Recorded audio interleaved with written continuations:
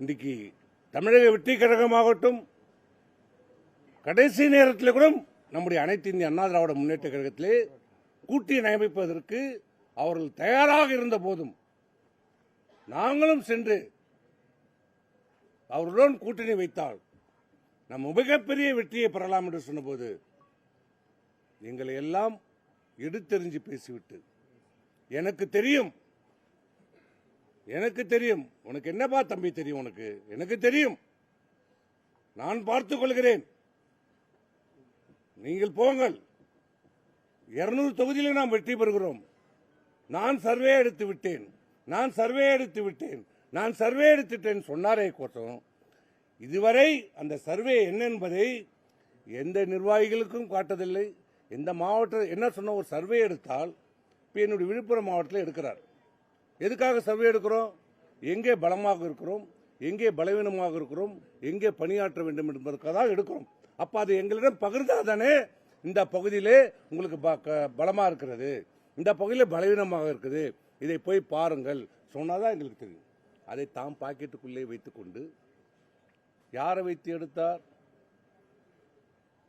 இந்த இயக்கம் தொண்டர்களுடைய இயக்கம், தொண்டர்களால் தொடங்கப்பட்ட ஒரு இயக்கம், குடும்பத்தின் ஆதிக்கம் இல்லாத ஒரு இயக்கத்தை தான் நாங்கள் இதுவரை இந்த 50 ஆண்டு காலமாக பார்த்தோம்.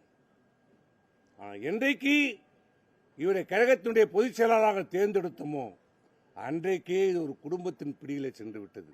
இன்றைக்கு மாமன் என்கிறார், மச்சான் என்கிறார், பிள்ளை என்கிறார். யார் அவர்கள்? இந்த இயக்கத்துக்கு உழைத்தார்களா, பாடுபட்டார்களா? முதலே உங்களை பொதுச் செயலாளர் ஆக்குவதற்கு அவருடைய பங்கு என்ன? இன்னைக்கு நீங்கள் பொதுச் செயலாளர் உங்களை நாங்கள் எல்லாம் உட்கார வைத்த பிறகுதான் இவர்கள் எல்லாம் உங்களுக்கு கண்ணு தெரிகிறதா? ஆனால் இப்படி இந்த இயக்கம் இதுவரை இன்றைக்கு அவர் பேட்டி கொடுக்கின்ற போது கூட 47 தொகுதியிலே நாம் வெற்றி பெற்றிருக்கிறோம், இதுவே மிகப்பெரிய வெற்றி என்று சொல்கிறார் என்றால் தமிழகத்துடைய மக்களும் அனைத்து இந்திய அண்ணா திராவிட முன்னேற்ற தொண்டர்களும் புரிந்து கொள்ள வேண்டும். அம்மா அவர்கள் 2வது முறையாக புரட்சித் தலைவர் அவர்கள் வெற்றி பெற்ற பிறகு தொடர் வெற்றி. அந்த வெற்றியை இதுவரைக்கும் தமிழ்நாடு அரசியலிலே எந்த தலைவரும் இதுவரை பெறவில்லை. தலைவருடைய மறைவிற்கு பிறகு யாரும் 2வது முறையாக வெற்றி பெறவில்லை. அந்த சாதனையை முறியடித்து 2016 மீண்டும் ஆண்ட இயக்கமே, மீண்டும் வெற்றி பெற்ற இயக்கம் அனைத்து இந்திய அண்ணா திராவிட முன்னேற்ற கழகத்தினுடைய சாதனை மாண்புமிகு அம்மா அவர்கள் சாதித்து நம்ம கிட்ட வெற்றி பெற்று ஆட்சியும் கட்சியும் கொடுத்துவிட்டு நிறைவாக நமக்கு வெற்றி பெற்று கொடுத்தாங்க. ஆனா இன்னைக்கு என்ன நிலைமை? அதற்கு பிறகு இந்த இயக்கத்துடைய நிலைமை என்ன?